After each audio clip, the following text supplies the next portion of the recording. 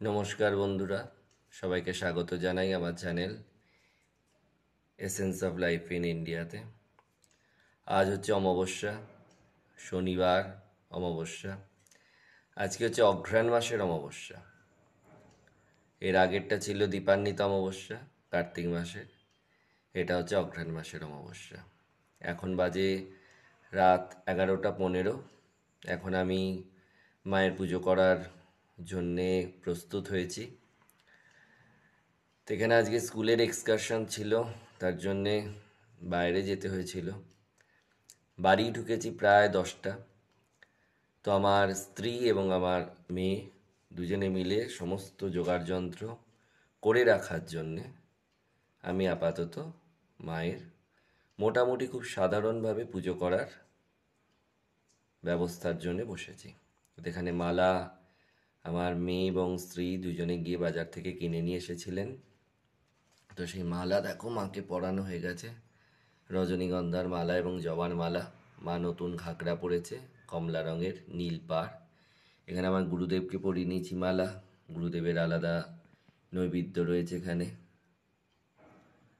পান্তুয়া, রসগোল্লা আর জল। নারায়ণকে পরিয়ে নিয়েছি মালা, যজ্ঞেশ্বর নারায়ণ। এখানে মহাকাল ভৈরবকেও পরিয়ে নিয়েছি মালা। মায়ের এখানে চলন্তি মূর্তি বসিয়ে নিয়েছি, তার সাথে মা তারা শ্রীচরণ, যেখানে আমি এখন মাকে স্নান করিয়ে নেব এই বিভিন্ন তেল দিয়ে, তার সাথে বিভিন্ন জল, সপ্ত জল, তার সাথে গোলাপ জল, গঙ্গা জল তো আছেই।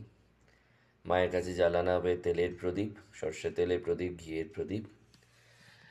যেহেতু এই অমাবস্যাতে মায়ের অন্নভোগ হয় না, তাই এখানে রয়েছে আতপ চাল, কলা, শশা, পেয়ারা, নাশপাতি, আপেল, কমলালেবু, গুড়, শুকনো ফল, খেজুর, কিশমিশ, কাজু, আমন্ড, তার সাথে সাজা পান। আর এখানে রয়েছে মায়ের জন্য বিভিন্ন রকমের মিষ্টি, চমচম, তারপরে হচ্ছে ওই ছানার পায়েস, রসগোল্লা, পান্তুয়া, ক্ষীরের বরফি, আর একটা রসকদম টাইপের। এখানে বাকি দেবতার জন্য মিষ্টি, বাকি দেবতার নৈবেদ্য, ফল এবং মিষ্টান্নর। তো এই দিয়েই করা হবে মায়ের পুজো খুব সাধারণভাবে। তো আজকে যেহেতু অমাবস্যা, শনিবার, তাই পুজো করতে যদি আমার যথেষ্ট রাত হয়ে গেছে, শেষ করতে আরও রাত হবে। তো দেখা যাক মায়ের কীরকম ইচ্ছা, সেরকমভাবেই হবে মায়ের পুজো। গলাটাও একদম ঠিকঠাক নেই, সারাদিন বাচ্চাদের সাথে প্রচুর হই হুল্লোড়, চিৎকার চেঁচামেচি সব কিছু করে গলার অবস্থাও খুব খারাপ। তো এই নিয়েই করব মায়ের পুজো। তো তোমরা দেখতে থাকো।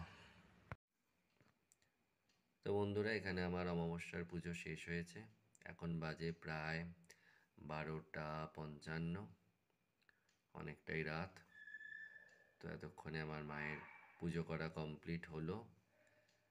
তো এটা মায়েরই করুণা, মায়েরই কৃপা যে সারাটা দিন অক্লান্ত পরিশ্রম করার পরও আমি যেই প্রায় 11টার সময় পুজো করতে বসেছিলাম, আমি খুব সুন্দর করে ভালো করে পুজো করতে পেরেছি। আমার কোথাও কোনো অসুবিধা, শারীরিক কষ্ট, যন্ত্রণা, মানসিক কোনো অসুবিধা কিছুই হয়নি মায়ের করুণায়, মায়ের কৃপায়। আমি যেমন করে অন্য অমাবস্যাতে মায়ের পুজো করি, ঠিক সেরকমভাবেই মায়ের পুজো করতে পারলাম। এই সমস্তটাই সম্ভব হয়েছে মায়ের অপার করুণা, কৃপা, দয়া সব কিছুর জন্যে। এবং তার সাথে আমার স্ত্রী এবং আমার কন্যার প্রচুর পরিমাণে আমাকে সাহায্য করার জন্যেই সমস্তটা আমার পক্ষে করা সম্ভব হয়েছে। তো এখানে দেখো মাকে পুজোর পরে কত সুন্দর লাগছে, মায়ের সব কিছুই করেছি। মায়ের পঞ্চপ্রদীপের আরতি, কর্পূরদানি, পানি, শঙ্খ, বস্ত্র, চামর সব দিয়ে পূর্ণ আরতি। এদিকে ঘিয়ের প্রদীপ, তেলের প্রদীপ সব কিছু মায়ের কাছে নিবেদন করা হয়েছে। মাকে বিবিধ ফলের ভোগ, নাশপাতি, পেয়ারা, শশা, কমলালেবু, আপেল, শুকনো ফল, কলা, গুড়, তার সাথে পান, সব কিছুর ভোগ মাকে এখানে নিবেদন করা হয়েছিল। এখানে মায়ের জন্য নিবেদিত হয়েছে বিবিধ মিষ্টান্ন, জল।